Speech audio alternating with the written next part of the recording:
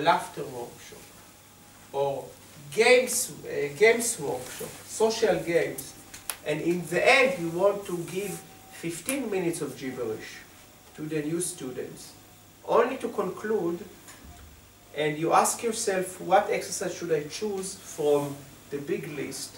So I really would recommend, if you want that something will be, they will memorize it as something extraordinary.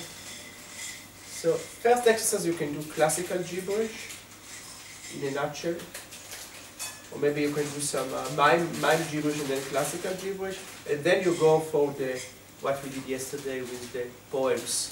This exercise goes very, very efficiently with most of the public, also with serious people. And it's, I always got a lot of good compliments about that exercise, and it can be the last one to wrap up the workshop. Start in gibberish.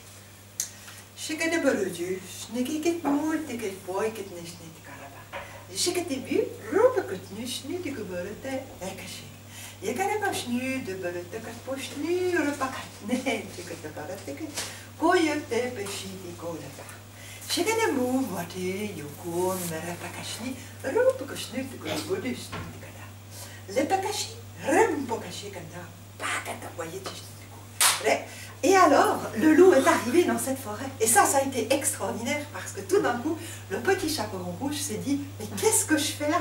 Je me suis complètement perdue. » Alors il a attrapé son petit panier et il est reparti en courant. Voilà, ça c'était l'histoire que me racontait ma maman quand j'étais toute petite comme ça.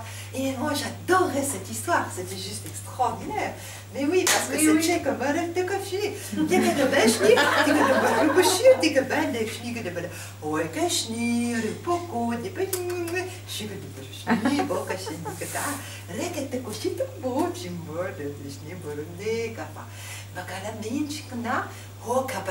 Elle me donnait toujours des bonbons et ça c'était juste extraordinaire parce que comme ça elle dormait beaucoup mieux.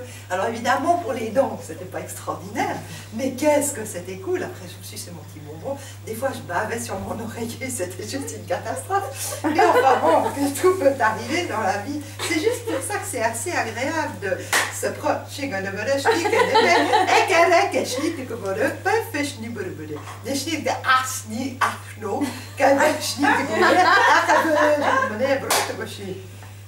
De nouveau en français, ben voilà, je vais vous continuer la suite. Donc je me lavais les dents et je pensais que l'histoire était arrivée à son terme, mais pas du tout.